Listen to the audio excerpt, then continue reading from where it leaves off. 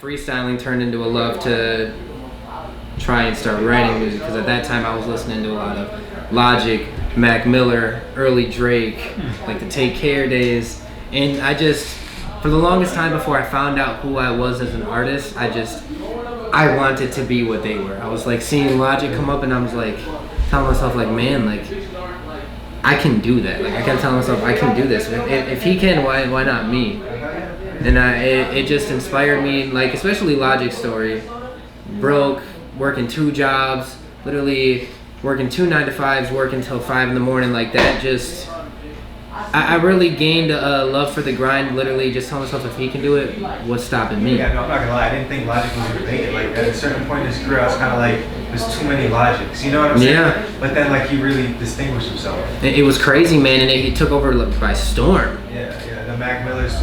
You remind me of Mac Miller kind of. You also remind me of Jack Harlow. Yep, I've heard that before too. Yeah. Hey man, shout out to Jack. I discovered Jack Harlow's music, man, very, not early into his career, but I like to say I put all my friends onto Jack Harlow because, man, okay, so crazy story. This is the first time I've ever told this like on an interview. Oh, shit. Some crazy shit. So there was a time, man, before Jack Harlow dropped What's Poppin'. Sure. Eric and I had a little bit of money put together, and there was an artist I wanted to work with, and I was like, yo, we need to get a hold of Jack Harlow. I found his fucking email online, man. And this will forever haunt me because nowadays you probably can't get a hold of bro unless you're tapped in the industry. You might be able to, yeah. Quite potentially. He was here for something. Yeah. And so we emailed his manager. We were like, hey, we got X amount of dollars. I want to do a feature with Jack Harlow. We have some more money if you guys want to do a video with it, because he had a show at 7th Street in November the year before What's Poppin' came out. So the thing is, I fucked up and I sent it from my Apple ID email, so I checked my Gmail. No! Dog. So, you were fine, dude? Dog, yes. So, No! I check it like, because I forgot about it, man. No, it's gonna come full circle though. But so check this out. So I check I'm going through my Apple email one day. I don't know what it was. Maybe I was looking for like, I tried to subscribe to something and I used my iCloud. So I go to check in for it and I look and I see the email handle, but it was about 3 months old. So I was like, what the fuck is this? I open it, says, yes, send track, we'll go over it and get back to you. That's what it said. You know he would have too. But it was 3 months later, so as I'm like rushing, like, oh my god, we gotta get this song sent to him, What's Poppin' drops. And I'm just sitting there, I'm like, okay, well, that X amount of dollars we just asked him for, he's gonna want tenfold of that. So I mean, it will forever haunt me that, and now I learned to check my emails after that. Now I'm consistently checking my shit. Yeah, you're right, bro. Yeah. But I mean, hey, maybe that was for some reason. I mean, God has a plan for everything, right? God's plan. Did you know that that's Drake's highest trending song? Yeah, it's nuts. I love the song, but the radio ruined it for me. Cause I'm a big Drake stan, but hearing it consistently, like when you hear a song consistently, it's like fuck. Like I don't like it as much as I did when it first came out. You know? Yeah. Tell me about the show. Man, first half 7th Street. Realistically, as any artist, whether you're from Minnesota or even just the Midwest area in general, first half 7th Street entry. Legendary, iconic venue. Like, you growing into the music industry, you gotta take steps. I mean, give or take, there's artists that go viral. You know, you hit a song, it goes viral, you blow up, you're there. But realistically, it's going upstairs. You step by step, day by day. That venue right there is a huge step to artists all over the city. Like, I'm fortunate to be able to headline it because it's tough to get that, because you have to be able to get them to buy into you to want to do a show with you. Yeah, they don't. And to be able to get that, man, like I'm grateful and I'm excited about it, but I keep telling myself I just got to treat it as it's another show. And I'm very fortunate. Dude, that show realistically was supposed to happen last year, but COVID happened. So luckily enough, guy got back in contact with me, wanted to do the show, and I was like, let's fucking get it. Let's take this and run with it. I got the lineup put together. I got Calvino on it, Wilson, Trayson Green, Ominous the Monster, and Tony Dent, and Minneapolis Drew on the lineup. All crazy artists, man. I mean, The lineup itself is diverse. Yeah. Okay. Yep. And I mean, the lineup is versatile as a whole, from front to back. Like it's everybody's all over the spectrum, and I think that's going to be the best part about the show. Is you're not going to be set in just one specific genre of rap or hip hop. Yeah, you found. Yeah, that's a. For some reason I didn't know it was them.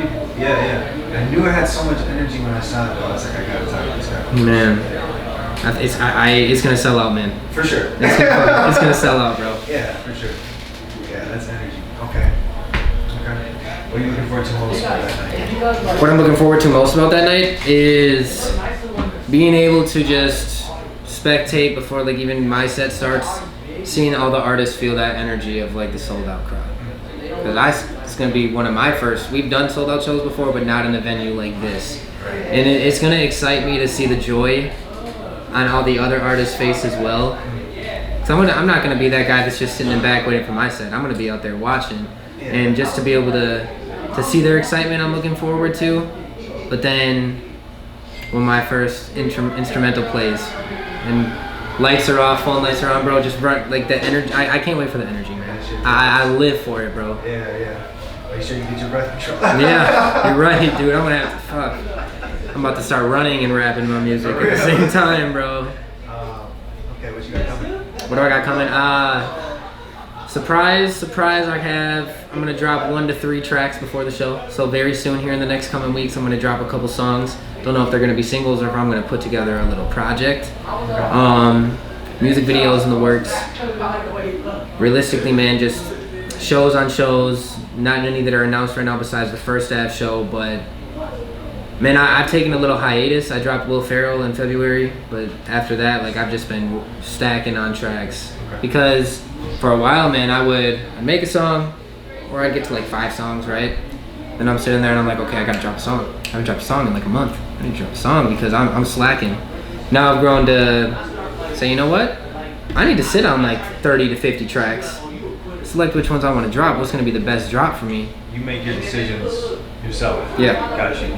But well, like part of the why. Yep. So the decisions that I make, I always run by Eric because Eric's my right hand man. He's a manager. He's my manager for a reason. I come to him with what I have and I ask him, yo, you think this is a good idea? And he's going to tell me straight up if he thinks it's a good idea or if he thinks it's whack. Yeah. Same with my music. I'll show him a song and he's, yo, this shit's trash. And I'm like, all right, bet. Well, let's make some rock shit. You have to, man. Like that is going to be. Listen, upcoming artists, if you're into music, man, you gotta have that one homie that's not afraid to tell you that shit's trash. Because if you're surrounded by yes men, you're not gonna get anywhere. You gotta be able to love being told that it's not it's not good, and that it's trash, because you gotta be able to take that constructive criticism. Yeah, that was not always a loss to learn. Yeah. Shout out to Twin City Tony. Told me that one time. Yeah, man. Twin City Tony. I think he's the one who told me that too. One of his like an OG told me. Yeah, an OG told me, man. You know? Hell yeah.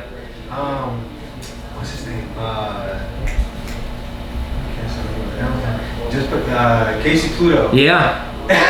Casey Pluto, bro. Shout out to that man, because to see an artist from the same area as myself, not necessarily the same city, but the same area, shoot up to work with the likes of Kanye West and Justin Bieber. He was in the studio with JB. To see that, man, he posted it on his Instagram not too long, like a couple months ago when he was at Kanye's ranch. To be able to see that, man, because you got to be able to love seeing people win. To see that, I was filled with excitement, man. I was like, yo, shout out to fucking Minnesota, bro. Because you got to have that energy, dude. The state's going to blow. It's just a matter of when. And now I think people are starting to realize that, bro. I feel like for some reason it's going to be correspondence with legalization. Yeah. I feel like those two things will just cross into Minnesota. Most definitely. You know what I'm saying? Yeah, most definitely, bro. That shit's gonna hit, man.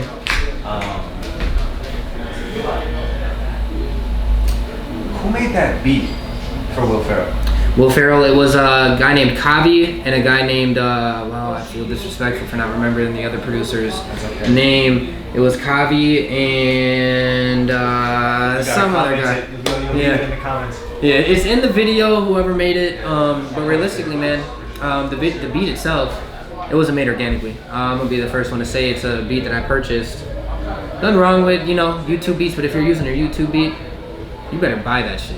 'Cause your ass gonna get sued. There you go. ASAP, boy. Yeah. But another thing to tap into that is Will Ferrell actually is the last song that's ever gonna be that's not organically made.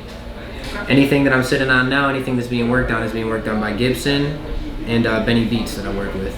And it's more organic, man, because over time, man, I'd sit there on my laptop going through hours on a beat, when reality in them couple hours I'm spending searching for one beat, I have 2 or 3 songs ready with Gibby and Benny Beats. And that's your people. Yeah, and that's your people, and they know. The best thing, man, is when you have a producer that knows your sound and you have that vibe, they know what you're looking for already. And it's a lot easier. Yeah, bro. And like even, I don't know if you've gotten there, but just producing for yourself too, that feels so great. Whew. It takes time, but it feels Oh my god, I've tried to produce beats, bro. I have tried. I shit you not, man. I've tried to teach myself, like. But even just collaborating with people, like, okay, like, let's do this on this part, like other musicians. Yeah, you know, like I'd love that. to see you do something like that. So that's what I'll do with Benny or Gibby sometimes. Like they'll be making something and I'll say, yo, we should do it like this instead. But I don't produce, but I'll have ideas for the sounds. Cause realistically, man, I don't have the patience to sit there because a lot of producing is numbers. I'm more of, okay, give me something I can, you know, groove to, and then I'm gonna find that pocket because I want to just go on that shit. You're more of the MC. Yeah. And then you record everything here. Yes, sir. So it's either here. If it's not here, if it's fully booked, you know, we only got one booth. Business to business. If people are paying for our studio, gotta let them use that. I'm fortunate enough to have my own setup at home. I'm recording at the crib. So, but anything of mine that's put out is mixed and mastered in home. Appreciate you.